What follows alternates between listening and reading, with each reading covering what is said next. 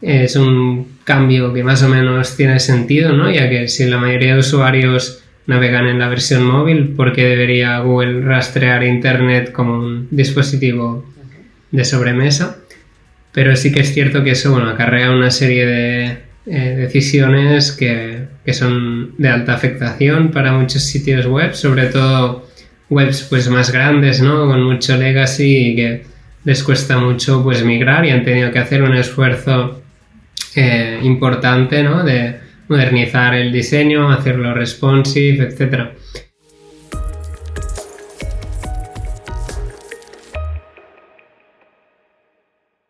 Buenas tardes, Esteban. Muchas gracias por darnos la oportunidad de entrevistarte hoy. Como bien sabes, dentro de Labs vamos a empezar un nuevo formato de vídeos, ¿no? En el cual queremos entrevistar pues, a las personas más relevantes dentro del sector del SEO. ¿De acuerdo? Y hemos creído que qué mejor que empezar contigo, que seguro que nos puedes contar muchas cosas que les interesarán a nuestra audiencia. ¿De acuerdo? Así que nada, si te quieres presentar tú mismo, que lo harás mejor que yo, dinos un poquito qué haces, de dónde vienes y empezamos. Muchas gracias, Pau, por la invitación. Es un placer estar en el canal de Elabs Consulting, que sois pues unos cracks y habéis hecho mucha documentación y vídeos al respecto recientemente y la verdad que es de agradecer. Y nada, pues yo soy Esteve Castells, estoy basado en Argentona, un pequeño pueblo al lado de Barcelona. Llevo aquí pues bastante tiempo, de toda la pandemia, y ahora mismo estoy trabajando en Adevinta, que es una empresa que tiene distintos portales de anuncios clasificados en España y en otros países del mundo, sobre todo en Europa y América Latina.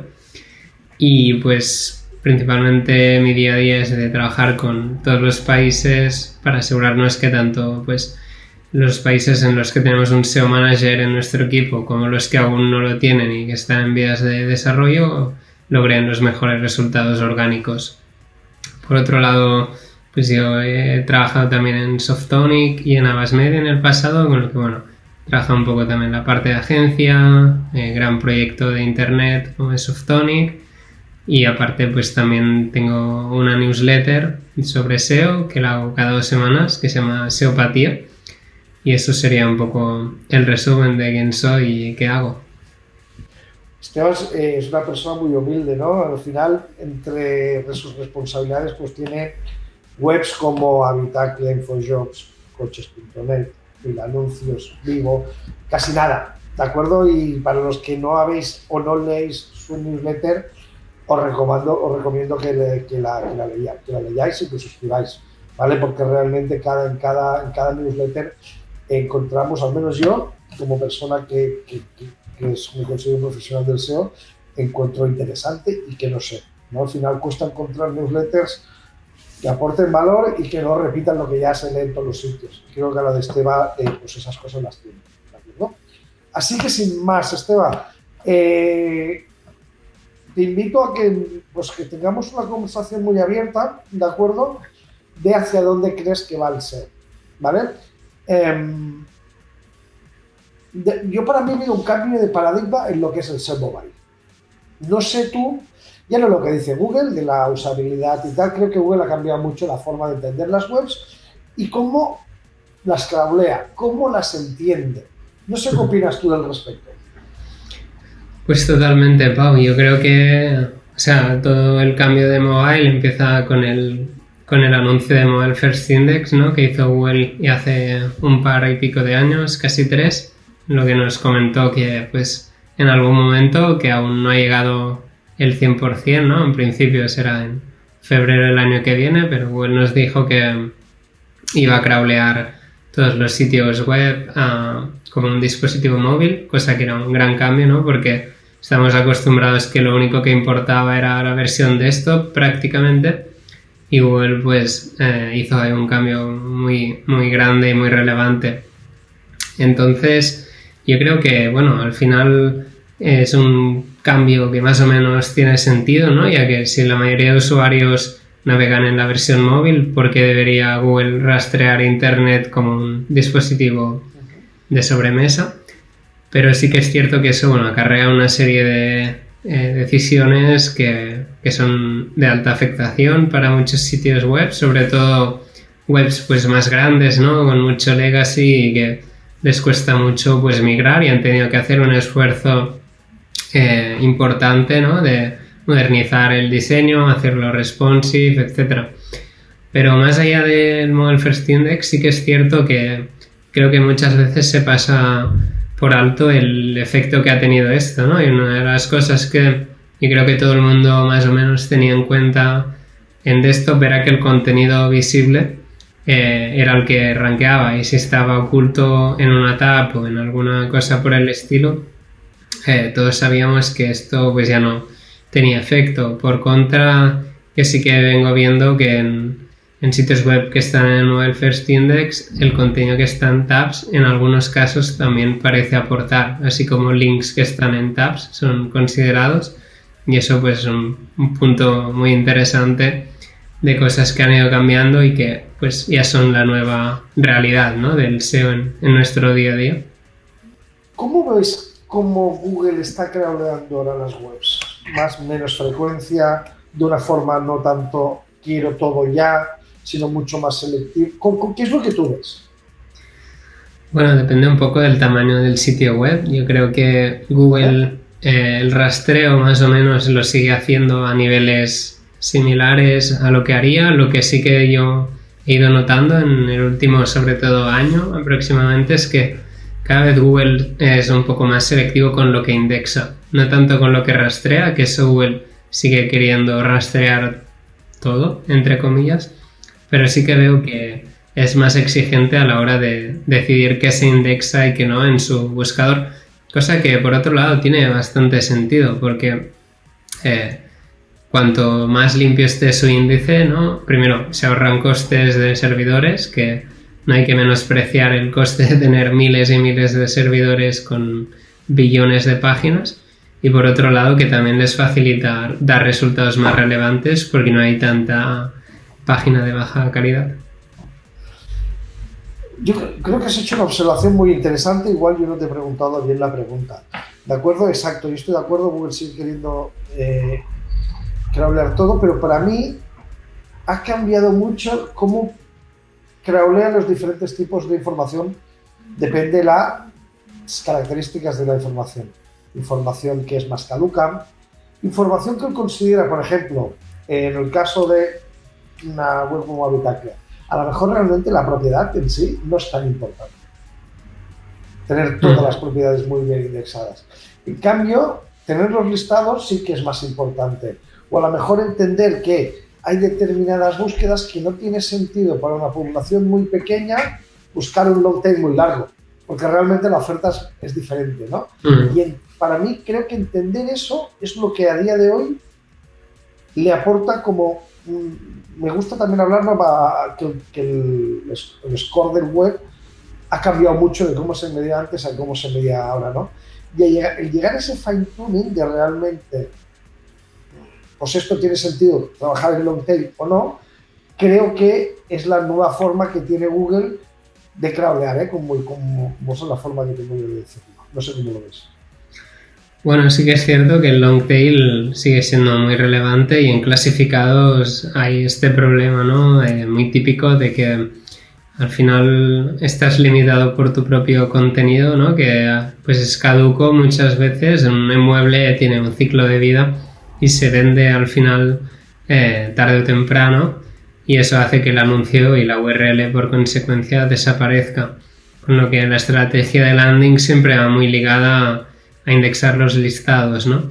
Pero como tú dices, el reto es que muchas veces pues hay casos en los que no hay tanto inventario, ¿no? En ciertas poblaciones o en ciertos, digamos, permutaciones de la taxonomía, llegas a tener un resultado, dos resultados, y eso hace que sea también muy volátil, ¿no? Está long tail en clasificados y además muy poco, digamos, controlable, ¿no? Por nosotros, ya que no está en nuestra mano forzar que haya más anuncios en ciertas poblaciones o en ciertas tipologías de venta. ¿Y esto lo indexas tú, Esteban, por ejemplo?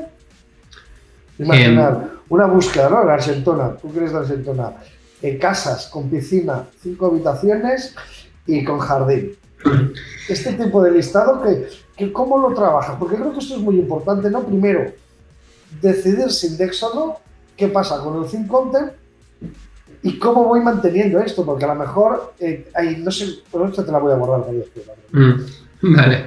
Bueno, principalmente lo que nosotros tratamos de hacer es fortalecer todo lo que son listados. Los detalles de los anuncios para nosotros no son relevantes porque, como he dicho, caducan y no llegan a rankear normalmente. Y la taxonomía, pues cuando llegamos a un listado que queremos indexar que no tiene suficientes anuncios, hemos probado un poco de todo. Yo diría que las dos cosas que nos funcionan mejor sería, por un lado, imaginamos que solo hay un anuncio de una casa con esas propiedades en Argentona, que eso, bueno, primero de todo decir que quizás no indexaríamos esa página porque quizás nadie buscaría nunca esta permutación en Google. Nosotros solo indexamos páginas, o sea, listados que sean, digamos, buscables por usuarios en Google. Y eso ya nos limita mucho el tipo de listados que indexamos. ¿Cómo lo miras esto en tiempo de forma automática? Bueno, automática no solemos trabajar automático. Lo que sí que tenemos detectado son patrones de búsqueda de los usuarios y, por ejemplo, pues sabemos que los usuarios pueden buscar hasta un nivel de barrio, ¿no? Dentro de una población, pero en cambio quizás no buscarán desde un precio hasta otro precio. Es poco habitual que hagan este tipo de búsquedas. Entonces, pues los filtros de precio de hasta tanto dinero no los indexamos o, por ejemplo, metros cuadrados no se suele buscar tampoco en un número concreto de metros cuadrados y eso no lo indexamos.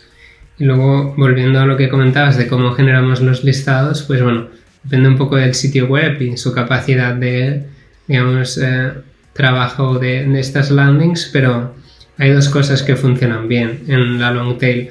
El primero es mostrar cosas de un radio cercano a la población en la que estamos para acabar de complementar el listado. Y por otro lado, también hemos usado el hecho de agregar propiedades que ya están vendidas dentro del listado. Las marcamos como vendidas y no son clicables, pero sí que son contenido relevante para tener un histórico de precios, para tener contenido para SEO, y eso también lo hemos usado y nos va bastante bien, sobre todo en la long tail más volátil, ¿no? Donde a veces no hay ningún anuncio actualmente vivo. O sea, si te he entendido bien, tú puedes llegar a usar una vivienda que ya no está activa, porque no ya está vendida, no la puedo explicar, pero la completas listados con ello o la usas para generar estadísticas, información y añadir información a ese listado. Eso no te he entendido. O las dos cosas. Bueno, serían un poco las dos cosas, ¿no? O sea, a veces, no sé, por ejemplo, pues pisos en alquiler en Argentona, quizás, bueno, a ver, hay más de uno seguro, pero ponle que solo hubiera uno, pues mostramos hasta 5 extra que ya se han vendido con el fin de poder dar esa información a los usuarios de, ok, el histórico de pisos que ha habido son estos, luego tú haz lo que quieras con esta información, y luego a nivel SEO también nos ayuda a que no sea tan thin content esta página. Y aparte lo que haríamos probablemente es mostrar inmuebles cercanos de otras poblaciones, como podría ser pues Mataró en este caso. Aquí igual es un poco echar la ley, echar la trampa. Para conseguir completar el listado le pongo... Yo ahí, por ejemplo, este tipo de cosas, ¿no? Completaría con listados en poblaciones cercanas, usaría las viviendas para generar información extra, pero en mi caso no me gusta mucho ponerlas. No poner cosas caducadas entre comillas, en el mismo listado. No sé, o al menos, si yo sé que ese piso, porque lo tengo ligado en mi business manager o lo que sea, cada X tiempo se va poniendo, por ejemplo, esto es una cosa que me ha funcionado muy bien, ¿no? Detectar que este piso vuelve a estar en venta o en alquiler y aprovechar URLs. ¿Qué opinas de eso? Pues también, esto podría ser una buena táctica, sin duda. Al final, lo importante es que primero puedas mantener la landing activa, ya que si no dará error 404 o un no index o algo por el estilo y perderás esa landing. Y por otro lado, que la experiencia de usuario sea lo mejor posible, ¿no? Entonces, partiendo de estas dos premisas, la solución más creativa es la que gana. Vale, bien, muy políticamente correcto. Te voy a hacer otra pregunta. ¿Qué opinas del linking interno y el valor que tiene actualmente? El linking interno, yo creo que es, sobre todo en portales grandes, como por ejemplo, pues clasificados, ¿no? Que por naturaleza son portales grandes, es uno de los factores más importantes. Bajo mi punto de vista, probablemente a nivel on-page es el factor más importante para mí. ¿Y consideras que tienen que ser fijos? Es decir, no sé, yo hace 8 o 5 años consideraba que una landing tenía que tener X enlaces internos y que esos enlaces internos no podían cambiar la URL de origen. ¿Crees que sigue siendo válido esto? ¿O cómo lo tratas a día de hoy? Bueno, aquí depende un poco del caso. Hacer sistemas de enlazado interno dinámico es un poco complejo, ya que requiere de bastante esfuerzo técnico hacerlo bien. Y pues hemos hecho un poco de todo. Tenemos algunos sistemas automáticos, otros que son como más estáticos o hardcodeados, y yo diría que, bueno, cada uno tiene sus pros y contras. Por ejemplo, un sistema dinámico de enlazado te permite indexar nuevas páginas con mayor facilidad y eso te puede dar ventaja en cosas muy dinámicas y muy frescas. Por ejemplo, pues no sé, un nuevo modelo de iPhone te interesa indexarlo cuando sale, no al cabo de 6 meses de que haya salido. Partes con mucha desventaja. Pero en otros casos, pues bueno, un sistema dinámico suele perder un poco de relevancia, al menos en mi experiencia, lo que se enlaza, ya que, bueno, los sistemas automáticos, ya lo dice el nombre, no son automáticos, hacen un poco lo que quieren y a mí lo que me gusta es tener control y eso lo ofrece más un sistema de linking estático. Yo aquí igual, o sea, un poco no con mi opinión, a ver qué opinas. Para ahora, si somos capaces, el linking automático no me gusta el linking que se genera on demand con cosas relacionadas. Es decir, probablemente para el sector de la inmobiliaria pues no hay estacionalidad en prácticamente nada. O sea, en verano se buscan cosas con piscina y en invierno no, ya está. Pero siendo un poco así bruto, ¿vale? Pero tú imagínate en un deporte, en un e-commerce de deportes, que hay una estacionalidad brutal.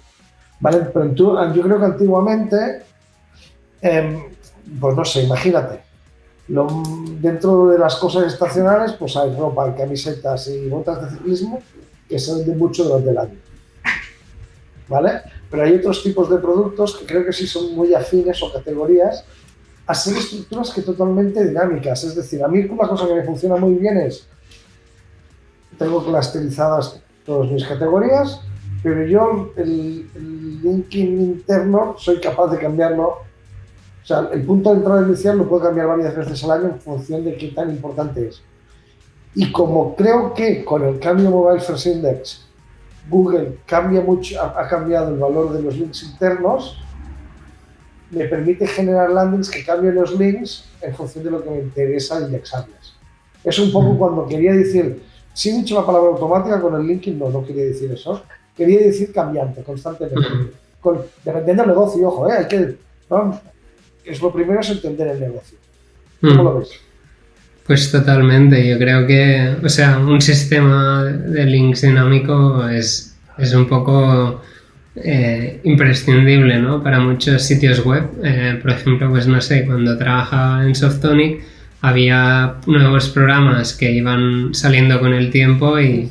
O que, por ejemplo, no sé, Zoom durante la pandemia estoy seguro que ha sido uno de los programas más descargados y si no tienes un linking interno que se adapta a esta novedad no vas a rankear tan bien, ¿no? Probablemente por esa landing, con lo que o sea, sobre todo en la mayoría de negocios, pues real estate como tú decías, inmobiliaria es quizás uno de los mercados menos dinámicos, entre comillas, del que puedo pensar ahora mismo, pero en la mayoría de digamos, mercados o industrias, ser dinámico y ser el más rápido es lo más importante.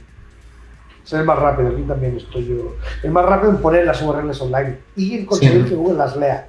Eso es lo importante, ¿no? Como Google lee. Muy bien, Esteban. A ver, creo que hemos tenido, como para empezar, una charla bastante profunda, ¿no? Y para acabar, te quiero hacer una pregunta que a mí al menos ahora me cuesta mucho. ¿Cómo consigues entender si las webs están creciendo como deben o no a día de hoy? Con la pandemia que tenemos, con que ya no podemos analizar la tendencia del año pasado, porque no. Yo llego a un punto que lo único. Bueno, explícame tú, ¿cómo lo haces para saber que también vas? Es una gran pregunta y es muy difícil, como tú dices, porque bueno, el histórico de este año no sirve de nada, ¿no? Para hacer comparaciones, ya que a partir de marzo el 99% de los negocios se ven afectados por la pandemia y eso hace que el tráfico no sea una métrica muy buena, ¿no? A mirar, porque hay negocios que han bajado mucho y no han hecho nada mal, de hecho podrían estar creciendo en su visibilidad y viceversa, ¿no? Por ejemplo, pues el sector de los clasificados ha visto una recuperación importante sobre el año anterior, cosa que no es que estemos haciendo nada para merecerlo, entre comillas, este aumento, ¿no? O en otros sectores. Yo lo que diría aquí principalmente es que lo más fácil de medir cuando no puedes mirar el tráfico es mirar las posiciones en la página de resultados de Google, ¿no? Si tú mejoras en posiciones, al final estás mejorando tu visibilidad actual o futura y estás, digamos, consiguiendo mejor largo plazo, ya sea ahora o en el futuro. Por ejemplo, pues la industria de travel probablemente ahora tiene muchas menos búsquedas que lo que tenía el año pasado por estas fechas, pero al mismo tiempo, si tú estabas quinto por vuelos a Barcelona y ahora estás primero, pues en el futuro serás recompensado. Sí, a mí eso me complica mucho al final. Se me complica mucho analizarlo también en webs grandes, ¿no? Porque al final una única URL tiene múltiples keywords de entrada.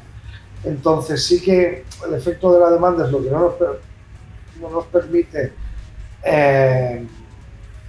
entender el tráfico. Luego hay también, yo lo que veo que hay una gran desinversión, bueno, creo que se está recuperando, pero una gran desinversión en Google AdWords, y eso hace que simplemente por eso nos llegue mucho más tráfico también, porque el tráfico no está sobrecopado. Probablemente, pues si el SEO tiene un 30-40% CTR, pues ahora ya ha subido.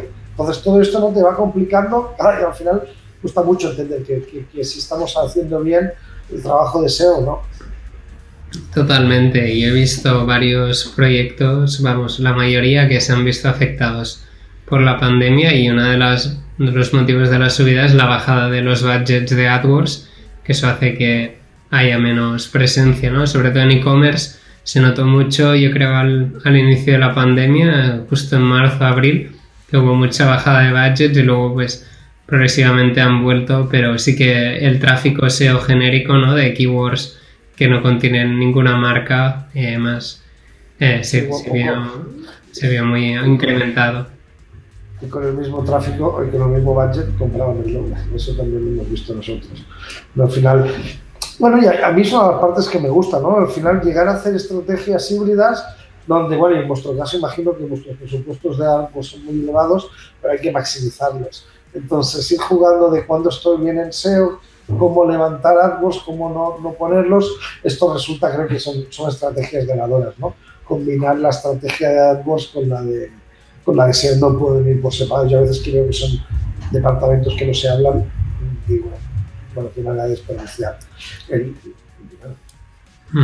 Sí, totalmente. Y yo creo que esto es muy, muy habitual y un poco triste siempre bajo mi punto de vista, ya que al final quien gana es Google, ¿no? En este tipo de casos normalmente, porque la pelea esta de SEO y de paid, bueno, existe y seguirá existiendo, yo creo, a lo largo del tiempo, pero realmente el único que gana en esto es Google, ¿no? Es un poco el que nunca se va a quejar de que haya los de paid que quieren más paid y los de SEO que intentan rebajarlo.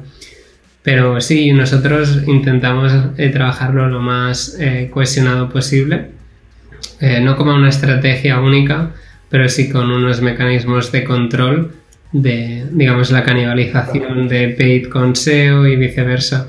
Y aunque sinceramente es muy difícil de hacer, ya que es muy cambiante, es muy dinámico, lo que hoy analizas, mañana necesitas alertas para ver si ha cambiado.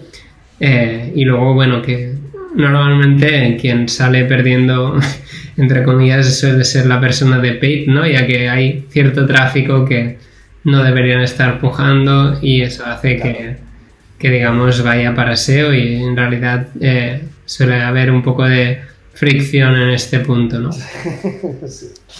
Muy bien, Esteban. Muchas gracias. Al menos para mí ha sido muy interesante y espero que para nuestra audiencia también. Así que muchas gracias por estar aquí con nosotros hoy. Muchas gracias, Pau. Ha sido un placer. Temas muy, muy interesantes que dan, vamos, para varias horas de debate y me alegro mucho que me hayáis invitado y un placer.